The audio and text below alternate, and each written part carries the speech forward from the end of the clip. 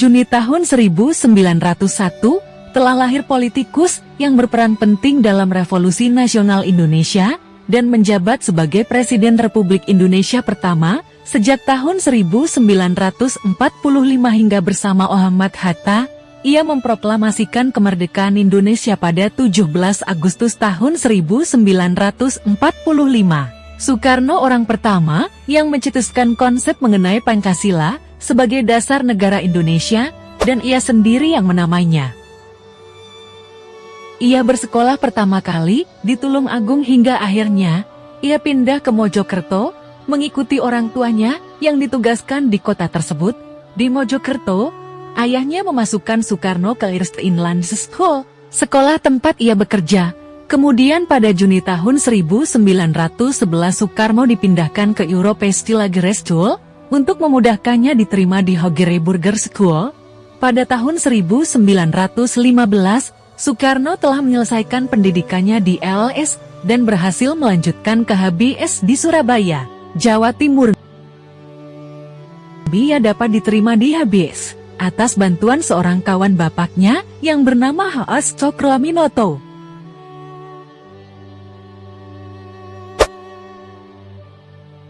Cokroaminoto bahkan memberi tempat tinggal bagi Soekarno di pondokan kediamannya di Surabaya. Soekarno banyak bertemu dengan para pemimpin Sarekat Islam, organisasi yang dipimpin Cokroaminoto saat itu, seperti Alimin, Muso, Darsono, Haji Agus Salim, dan Abdul Muiz. Soekarno kemudian aktif dalam kegiatan organisasi pemuda Trikoro Dharma yang dibentuk sebagai organisasi dari Budi Utomo.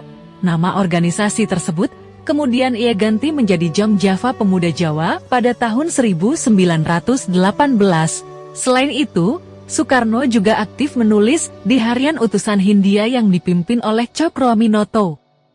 Tamat HBS Surabaya bulan Juli tahun 1921, bersama Joko Asmo rekan satu angkatan di HBS, Soekarno melanjutkan ke Technische Hogeschool ke Bandung, sekarang ITB di Bandung, dengan mengambil jurusan teknik sipil pada tahun 1921.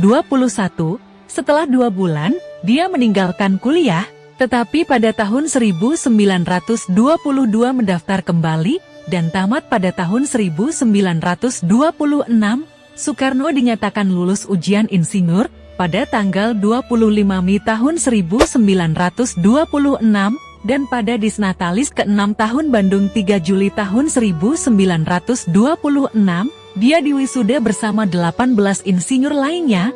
Prof. Jacob Clay selaku ketua fakultas pada saat itu, menyatakan terutama penting peristiwa itu bagi kita, karena ada di antaranya 3 orang insinyur orang Jawa, mereka adalah Soekarno, Anwari, dan Sutejo.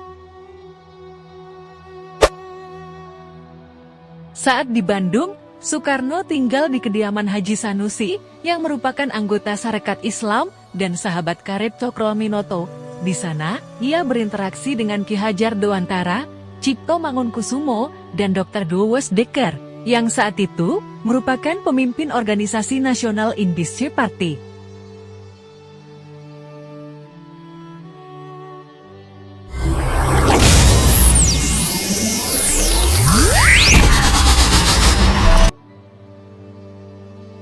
Pada 4 Juli tahun 1927, Soekarno bersama teman-temannya dari Algemeen Studi Club mendirikan Partai Pro Kemerdekaan, Partai Nasional Indonesia PNI, dan Soekarno terpilih sebagai pemimpin pertama.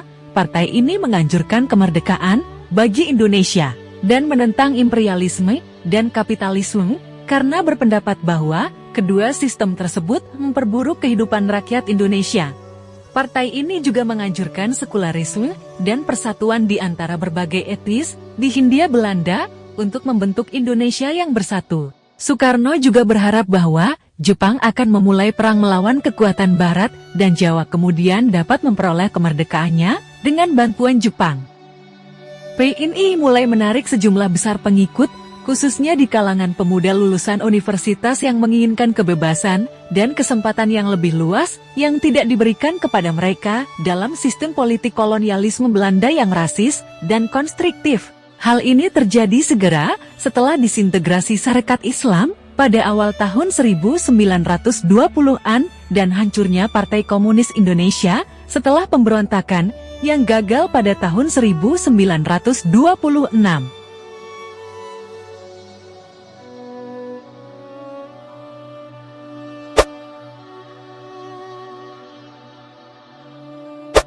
Kegiatan P ini menarik perhatian pemerintah kolonial, dan pidato, serta pertemuan Soekarno seringkali disusupi dan diganggu oleh agen polisi rahasia kolonial politik Inlichtringendienst. Akhirnya, Soekarno dan para pemimpin penting PNI lainnya ditangkap pada tanggal 29 Desember tahun 1929 oleh otoritas kolonial Belanda dalam serangkaian penggerebekan di seluruh Jawa. Soekarno sendiri ditangkap saat sedang berkunjung ke Yogyakarta. Selama persidangannya di Gedung Pengadilan Landrat Bandung, dari bulan Agustus hingga Desember tahun 1930, Soekarno menyampaikan serangkaian pidato politik panjang yang menyerang kolonialisme dan imperialisme, bertajuk Indonesia Menggugat.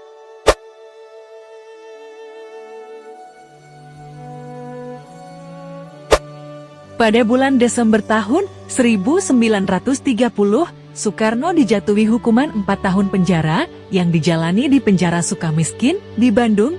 Namun pidatonya mendapat liputan luas dari media dan karena tekanan kuat dari unsur-unsur liberal di Belanda dan Hindia Belanda, Soekarno dibebaskan lebih awal pada tanggal 31 Desember tahun 1931. Dengan ini saat itu, ia telah menjadi pahlawan populer yang dikenal luas di seluruh Indonesia. Namun, selama ia di penjara, PNI terpecah belah akibat penindasan pemerintah kolonial dan pertikaian internal. PNI yang asli dibubarkan oleh Belanda dan mantan anggotanya membentuk dua partai berbeda.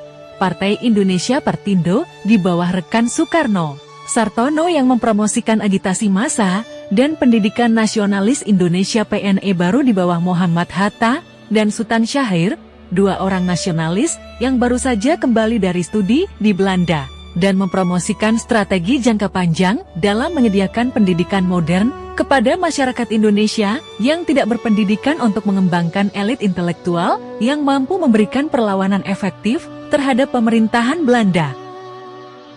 Setelah berusaha mendamaikan kedua partai untuk membentuk satu front persatuan nasionalis, Soekarno memilih menjadi ketua Partindo pada tanggal 28 Juli tahun 1932. Partindo tetap mempertahankan keselarasan dengan strategi agitasi massa langsung yang dilakukan Soekarno. Dan Soekarno tidak setuju dengan perjuangan jangka panjang berbasis kader Hatta. Hatta sendiri meyakini kemerdekaan Indonesia tidak akan terjadi semasa hidupnya.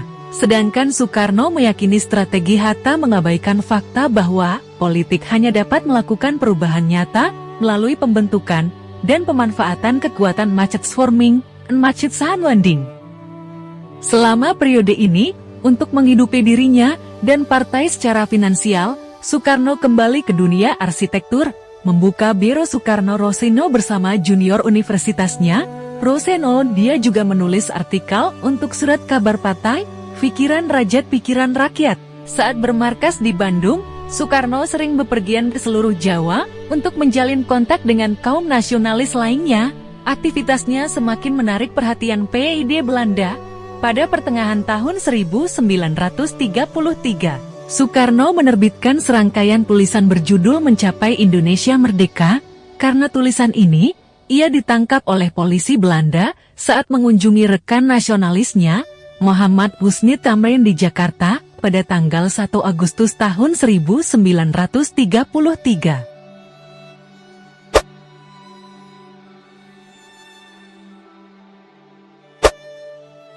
Kali ini, untuk mencegah pemberian platform kepada Soekarno untuk menyampaikan pidato politik, Gubernur Jenderal Garis Keras John Heer, Bonifacius Cornelis di John menggunakan kekuatan daruratnya untuk mengirim Soekarno ke pengasingan internal tanpa pengadilan. Pada tahun 1934, Soekarno dikapalkan bersama keluarganya termasuk Inggit Garnasih ke kota terpencil Ende di Pulau Flores. Selama berada di Flores, ia memanfaatkan kebebasan bergeraknya yang terbatas untuk mendirikan teater anak-anak. Di antara anggotanya adalah politisi masa depan Frans Seda. Karena wabah malaria di Flores, pemerintah Belanda memutuskan untuk memindahkan Soekarno dan keluarganya ke Bengkulu di pantai barat Sumatera pada bulan Februari tahun 1938. Di Bengkulu, Soekarno berkenalan dengan Hasanuddin, ketua organisasi Muhammadiyah setempat, dan dia diizinkan untuk mengajar agama di sekolah lokal milik Muhammadiyah. Salah satu muridnya adalah Fatmawati yang berusia 15 tahun, putri Hasanuddin.